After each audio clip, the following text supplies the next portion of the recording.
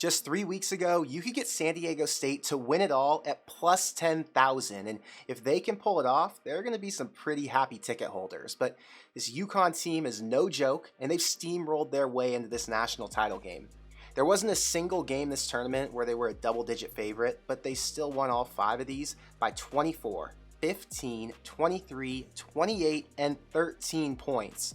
Now the spread opened up at UConn -7. It quickly moved to 7.5. But right now, you can go on BroThrow and get UConn -7.5 at plus 100. Again, that's exclusive to BroThrow. You won't find those odds anywhere else. The money line is at -350 and the total set at 132.5. So my question is, can either of you talk me off the cliff from betting my rent money on UConn? I mean, there's a few factors I think that could get you to point towards San Diego State. Number one would be the coaching matchup. I think Danny Hurley is a great coach, but up until 2010, he was a high school coach. Meanwhile, you got Brian Dutcher at San Diego State, who is a lead assistant for the Fab Five. I mean, he's got way more experience in tournaments and playing championship games. Not to mention, San Diego State, they've got one of the top defenses in the entire country. Number 8 according to KenPom. So getting 7.5 points when you have already one of the best defenses is a really great recipe, in my opinion. Andy, you made a good point when we had talked the other day about fading the public. What'd you see with this? You're right. Betting against the public is probably my number one signal when making bets. And if you log on to BroThrow right now, all you'll see is everybody wanting UConn. I personally have a few people that I like to fade throughout the year, and they've already got big bets on UConn at -7.5. Not to mention, San Diego State is a senior-laden team with 7 seniors on their 9-man rotation, the other 2 being juniors.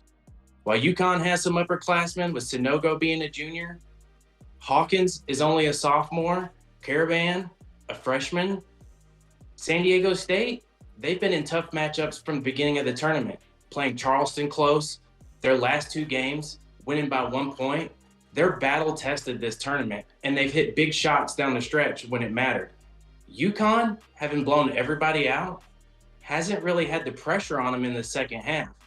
And I'm wondering if it's a tight game down the stretch, with the pressure being on UConn, will they have what they need to pull it out?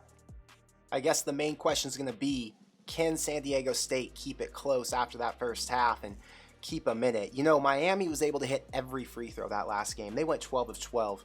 They were 35% from 3, but they couldn't hit their shorter mid-range shots. I'm not sure if there was a size disadvantage there, but I have to believe there is going to be one on the inside for San Diego State with UConn. Jake, do these teams measure up size-wise, or is there a little bit of a difference?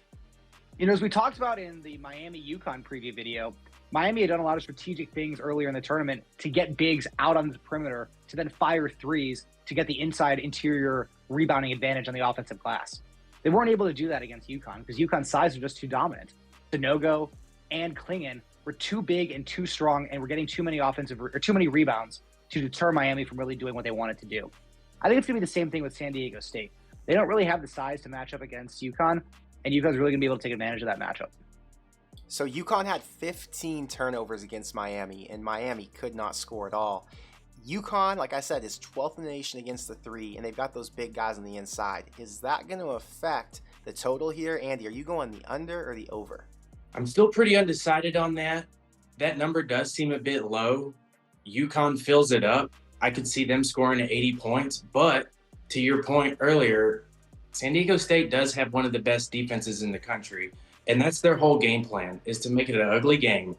UConn plays some pretty good defense themselves. I could see some late buckets in this game. I think it might get out of hand.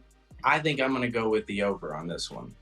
Yeah, I know they're going to want to slow the game down, SDSU will. Not sure about UConn, though. I could see them wanting to speed it up and wanting to get as much of a lead as early as possible. Jake, in that last one, we had the over.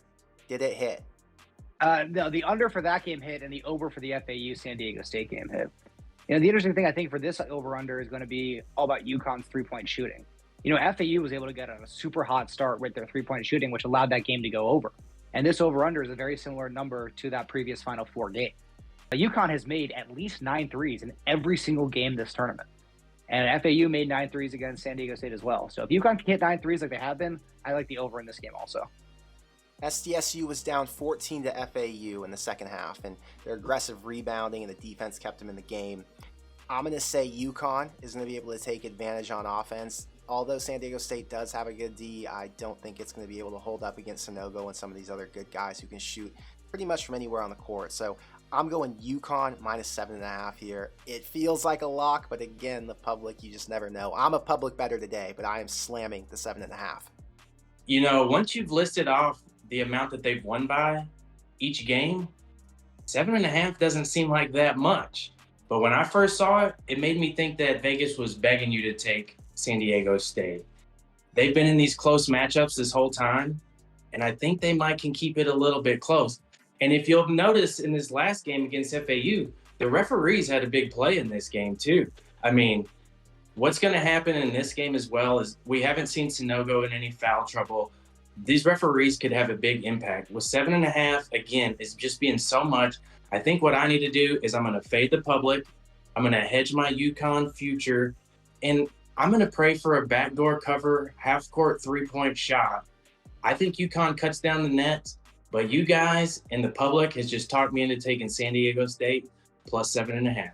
Well, you talk about the refs. If you watched the Iowa game today, the women's basketball championship, you saw on Twitter people were going in about the refs the entire game. And, you know, there's been plenty of talk about that through March Madness. So I'm not sure how to feel about that. I'm just going to say what I can control, not what I can control. What those players control is they have a good D, they have a good offense, and I'm going to stick to that balance. Jake, what's your pick? I think that this game I'm going to have to side with UConn -7.5, just because I actually see SDSU winning as a more likely result than them losing but covering the spread. I think there's definitely some scenarios where, as you said, UConn has won every single game. They've rolled every single game. They've never even been in a position this entire tournament where they needed a bucket and they have to go to one of their guys. San Diego State has been in a bunch of really close games where they've needed big time buckets and they've gotten them. If it gets to a scenario where it comes down to crunch time and UConn desperately needs a bucket, we don't even know who they're going to go to. Is it going to be Sanogo? Is it going to be Hawkins? Is it going to be maybe Newton if he's hot? So I'm going to take UConn here still because I think that they're just too strong, they're too good at shooting, and they're too disciplined. And San Diego State's just not going to be able to have the talent or athleticism to keep up with what UConn has to offer. But I don't mind a little sprinkle on the San Diego money line if you have a UConn future like you do, and I do as well. But give me UConn -7.5. Again, like you said, Connor, I'm going to need at least 10 points before I even consider San Diego State here. It feels like that kind of game. All right, well, thank you for both of your guys' time, and I'm excited to watch this one tomorrow night. See you later.